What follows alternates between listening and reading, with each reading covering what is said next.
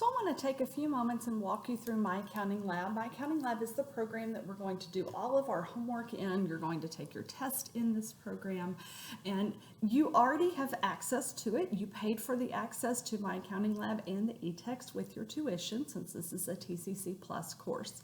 So you notice that in Blackboard there's a link to the My Accounting Lab registration instructions. I've got those instructions open here on the screen.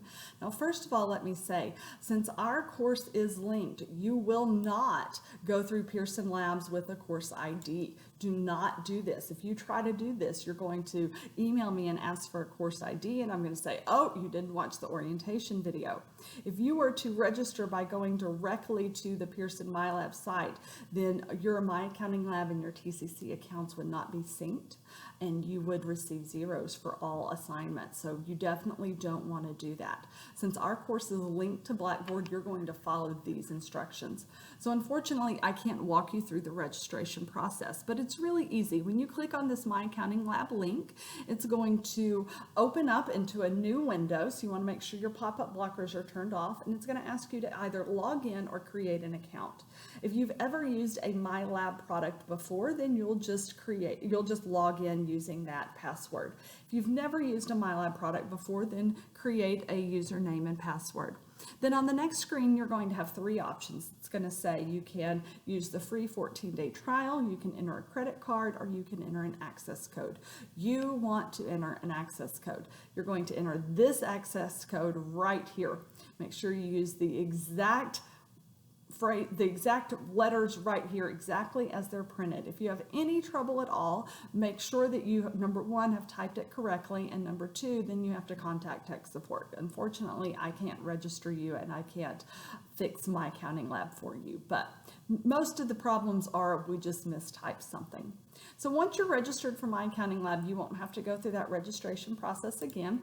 You'll just click on My Accounting Lab, you'll click the My Lab and Mastering course home, and it will open the course for you. Pearson Announcements is here in case Pearson ever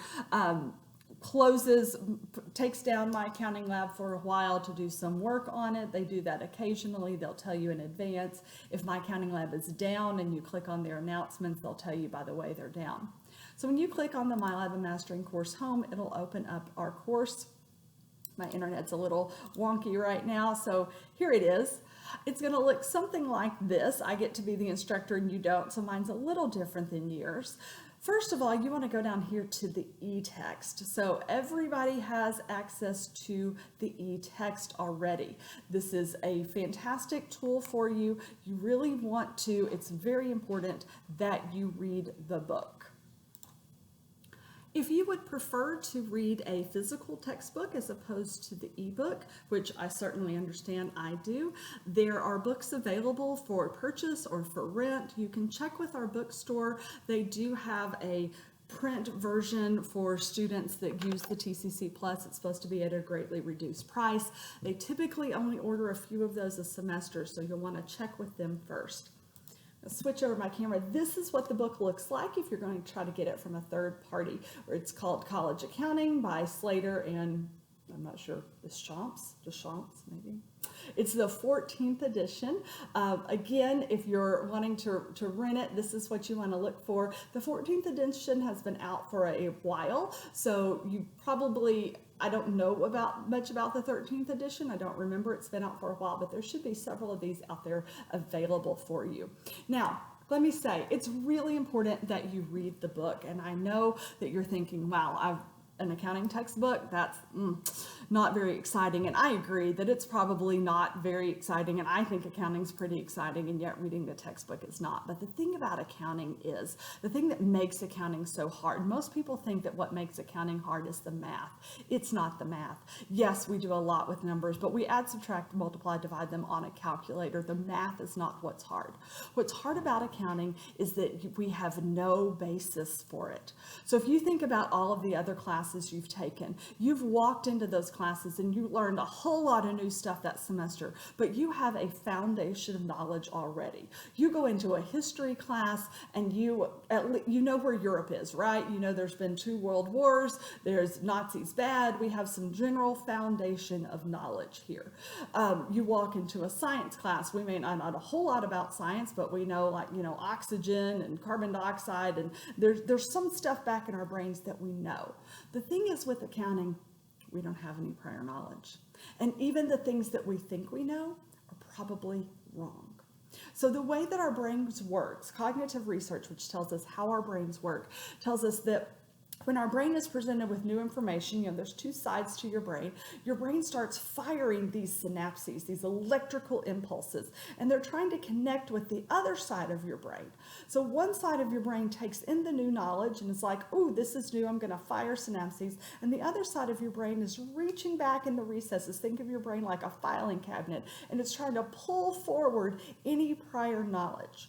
So when you go into a history class and you start talking, your brain's like, ooh, new information. And this brain's like, okay, France, they have really good croissants, or whatever, right? It's pulling forward some old information. In accounting, it's going to reach back and it's going to go, yeah, I got nothing. We don't know anything about accounting. We know nothing about accounting.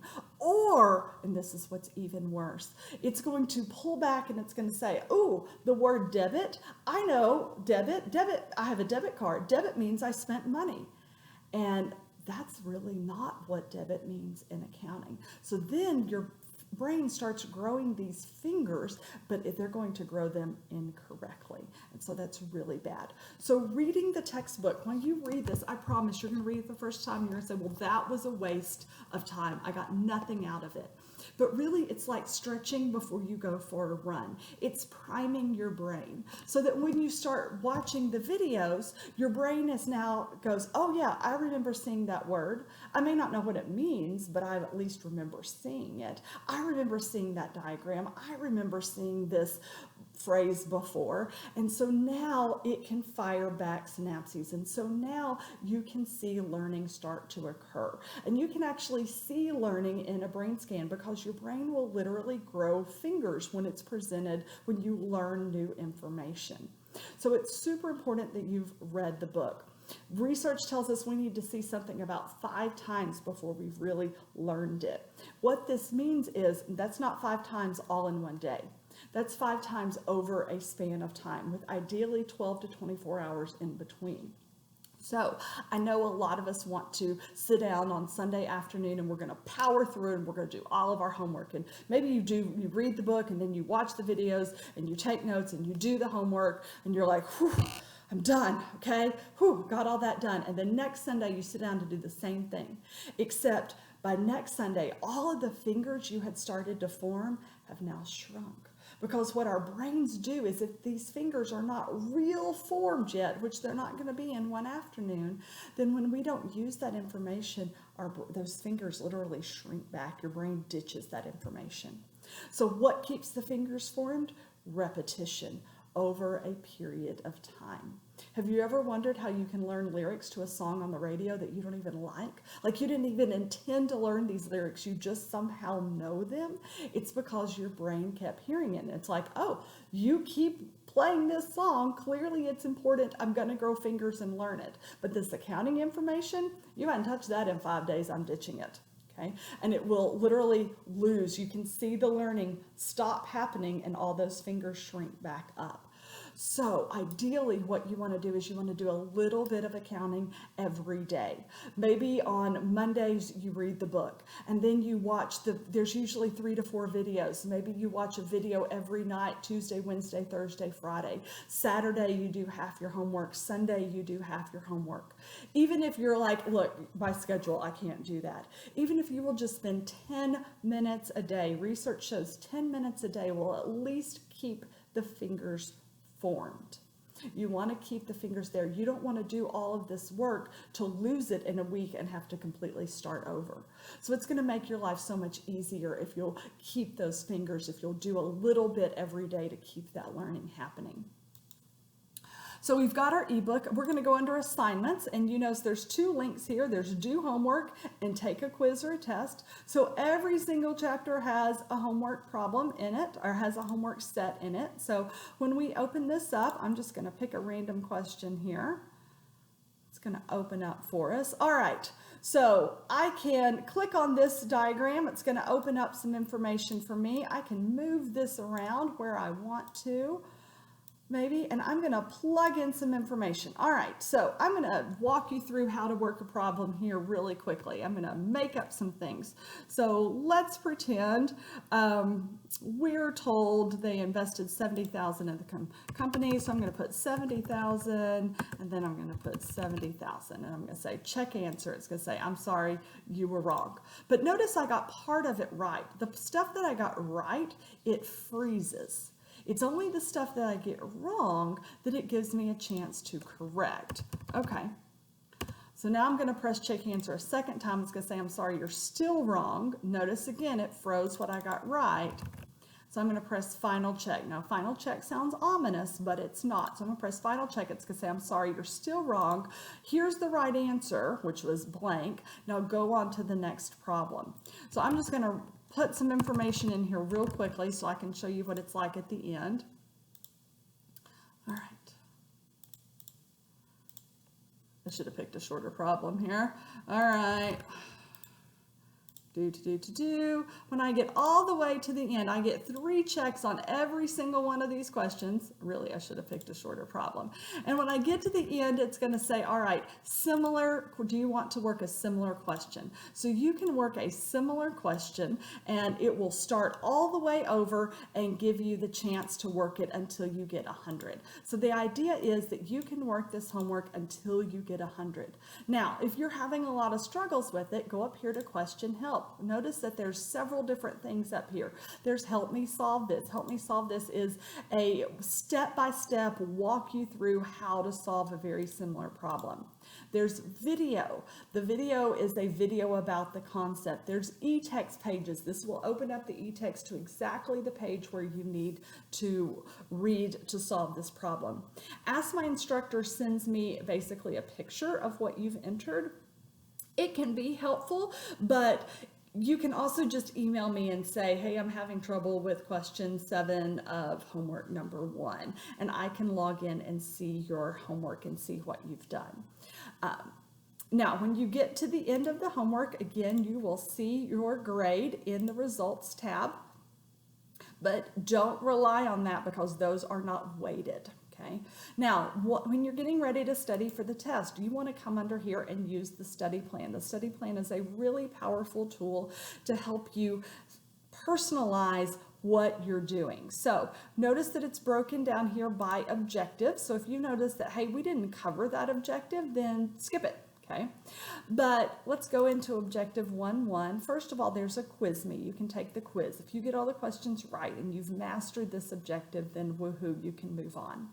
But what if you don't get them all right? Well, then that means, hey, you probably don't know this. So the study plan figures out what objectives, what concepts you don't know, and forces you to study those concepts. Because really, most of us are not very good at determining for ourselves what we do and don't know. I don't know how many times I've talked with students who've gotten a test back that they really didn't do very well on, and they're shocked because they thought they knew what they were doing right. Okay, or they thought they were doing it right. So the study plan really helps you figure out, hey, I did not do that correctly. Okay. The DSMs are also a tool for that. The DSMs, my internet's really down right now, so it's not going to load, but they're kind of a flashcard type of system that will load for you. They're not for a grade. The study plan and the DSMs are not for a grade, but they are for practice. So again, this class takes a lot of work. It takes a lot of practice because these are concepts that we're really not very familiar with. But I hope by the end of the semester you'll have learned a lot and that you will be a lot more familiar and comfortable with this, and maybe you'll even enjoy it a little bit.